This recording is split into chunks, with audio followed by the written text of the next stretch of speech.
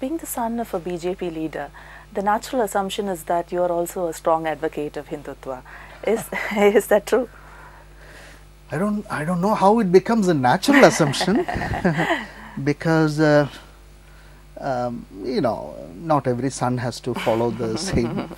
No, but are you a strong advocate of Hindutva? No, not only Hindutva. I am not for any twa, okay, communist twa or whatever.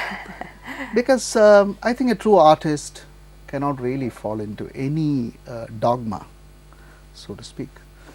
Because the very idea when you accept a dogma is that you You're accept limiting that yourself truth is also. yeah, Yeah. truth is just one dimensional. Yeah.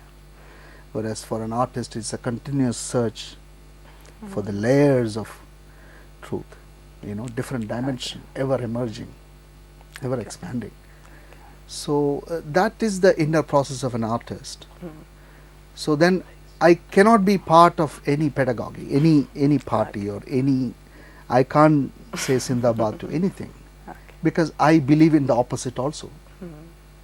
It is a contradiction, but that's how a creativity is explored when you see right into on both sides or wrong in both sides. Then you have very interesting conflict. That's how you because I think society and human being and life is always emerging and we have to redefine it constantly.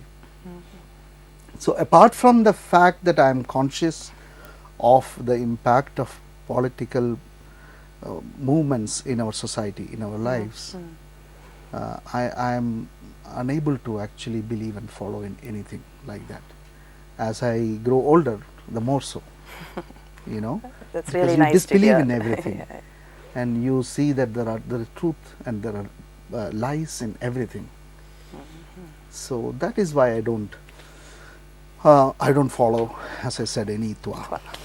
On several occasions, we've heard you speak about your father. Will you tell us a little about your mother? She was a darling. I mean, she was a very creative person. She was very sensitive. She loved to do music. She used to play fiddle at that time.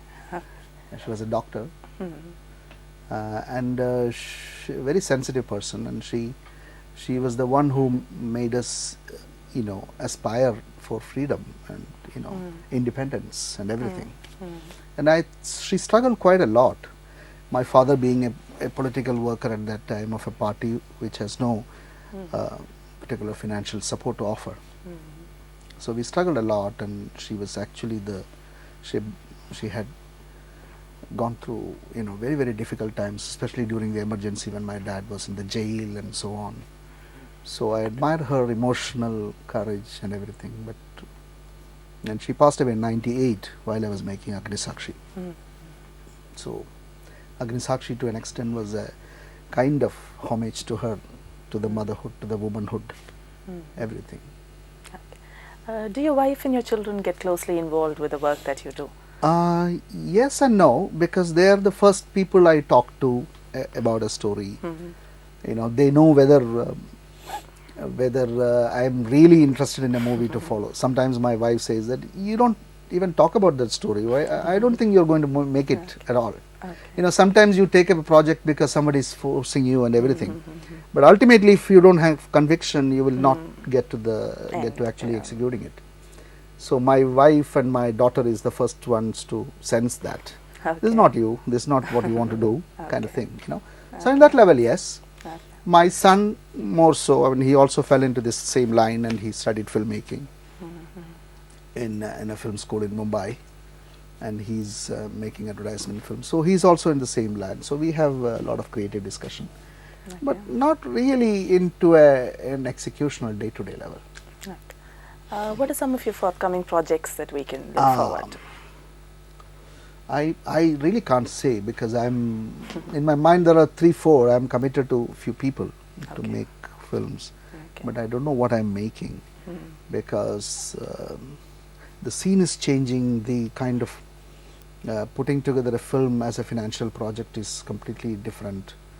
The role of the satellite and the market, everything is different. Internet market, everything is different now. And my sensibilities are also changing, Okay. you know. So it's in a flux. I mean, I'm unable to actually point at something and tell you that this is my next. Being an artist yourself, how was the making of the movie artist, special? It's about a painter, and it's about the anguish that he goes through in life, and it's also a story of love, which is put in the context of today's art world. How will it survive? What are the challenges that it faces? And the inability to stay in a relationship, though you are deeply attached to each other. You know, the kind of pressures that society makes, your own psychology makes. These were the themes that were explored, and it's a very performance-driven film where Anne Augustine and Fahad, I think, did a brilliant job. They were appreciated for that. It's a very dark and intimate film. Women always occupy very central and strong roles, characters in your films. Why so? I think it's a very relative situation, because generally most of our films are it's about the hero, men. You know, the hero's successes, his defeats, his challenges, all that. So when you see some film where a woman has a substantial role, you see that that is something intentional. That's a design. No, it's not. I'm talking about human lives, man and woman. But because women's lives are not yet deeply explored in our films, this becomes a kind of point of focus. But however, I think women's emotional life, inner lives, are much more interesting than man's, given the kind of nature of our society, where there is so much of restrictions, and so the inner world is much more tormented for a woman. She has to play many roles. She has to take many appearances in lives, which makes it very interesting for me. And I guess right from my mother to several women that I've seen, they lead a much more interesting life, much more important life to tell society. Okay. It was a real pleasure having you with us, especially on this 50th episode of Filmi Talk. Thank you. Thank you very much, Meera. It's a pleasure talking to you too.